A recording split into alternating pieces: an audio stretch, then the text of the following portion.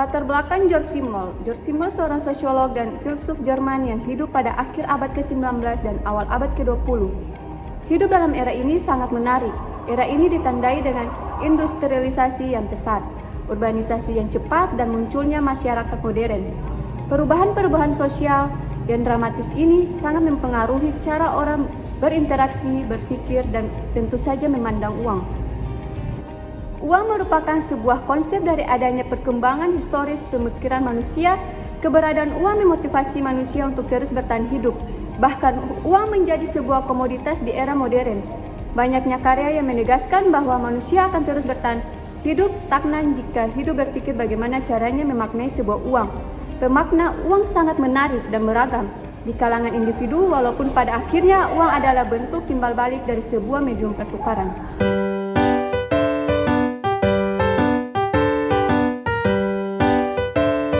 Ya teman-teman, jadi di sini saya akan membahas beberapa pengertian The Philosophy of Money dari beberapa para ahli. Yang pertama ada The Philosophy of Money atau filsafat uang menurut Georgi Simmel. Menurut Georgi Simmel, dia adalah salah satu tokoh yang paling berpengaruh dalam filsafat uang. Simmel melihat uang bukan hanya sebagai atau sekedar sebagai alat tukar, melainkan dia berpendapat bahwa uang itu dia membentuk hubungan sosial serta mengubah nilai-nilai dan bahkan membentuk identitas individu dengan uang. Menurutnya, uang adalah cerminan diri masyarakat yang modern, yang semakin individualis dan semakin kalkulatif. Kemudian yang kedua ada pendapat dari salah satu para ahli, yaitu Karl Marx.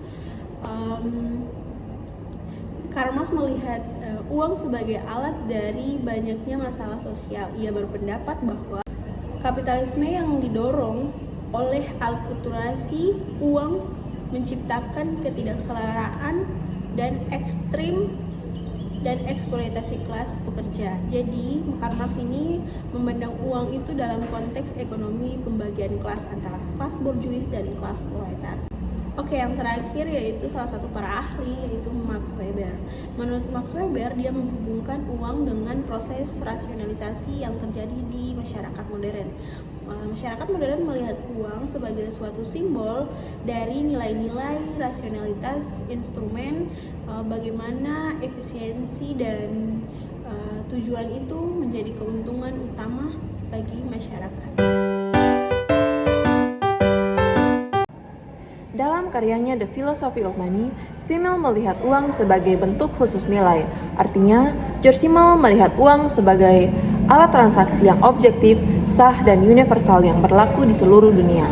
Tetapi, di samping itu, George Simmel juga melihat uang memiliki dampak yang dapat mendominasi kehidupan manusia.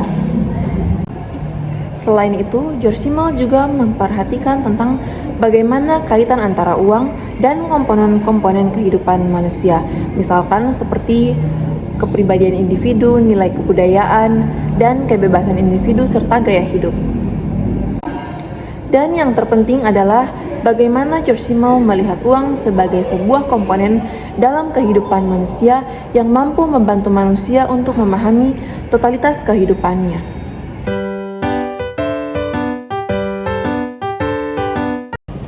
Uang sebagai konsep sosial. Uang memang merupakan alat tukar yang sangat penting dalam sistem ekonomi. Namun di balik fungsi utamanya, itu uang juga memiliki dimensi sosial yang sangat kompleks dan mendalam. Uang tidak hanya sekedar benda fisik, tetapi juga contoh sebagai simbol alat kekuasaan dan pembentuk identitas sosial. Uang dan moralitas. Karya The Philosophy of Money menyatakan bahwa perhatian awal Simmel adalah uang dan nilai Simmel. Beranggapan bahwa manusia menciptakan nilai dan objek, artinya bahwa semakin tinggi tingkat kesulitan untuk mendapatkan suatu objek, maka semakin besar pula nilai suatu objek tersebut. Uang dalam perspektif eksistensialis. Filsafat uang mengeksplorasi makna sosial dari uang dan memperlakukan uang sebagai simbol-simbol, mempertimbangkan pengaruh uang dan simbol-simbolnya terhadap manusia dan masyarakat secara umum. Menurut Simmel, uang diciptakan di setiap masyarakat berdasarkan pengukuran nilai yang bersifat pribadi atau objektif. Peralihan dari perekonomian barter ke perekonomian uang menandai adanya perubahan dalam hubungan sosial dan interaksi sosial. Kekuasaan ini pengaruhnya terdiri dari dua, yaitu pengaruh ekonomi dan pengaruh politik. Pengaruh politik, uang digunakan untuk mendanai kampanye politik dan lobby. Di mana hal tersebut mempengaruhi kebijakan dan keputusan politik demi kepentingan mereka. Terus yang kedua, pengaruh ekonomi. Pengaruh ekonomi yang memiliki entitas yang kuat secara finansial untuk mendominasi pasar tertentu. Ini dapat dilihat di melalui monopoli atau oligopoli, di mana beberapa perusahaan besar menguasai sebagian besar pasar. Contohnya yaitu perusahaan seperti Google dan Facebook mendominasi pasar iklan digital global, mempengaruhi harga iklan dan akses audiens online. Dan contoh lain penguasaan sumber daya alam, di mana perusahaan minyak besar seperti ExxonMobil mengendalikan banyak lading minyak di seluruh dunia, mempengaruhi harga dan harga energi global. Dampak uang terhadap budaya dan nilai-nilai masyarakat dilihat dari perubahan nilai dan prioritas.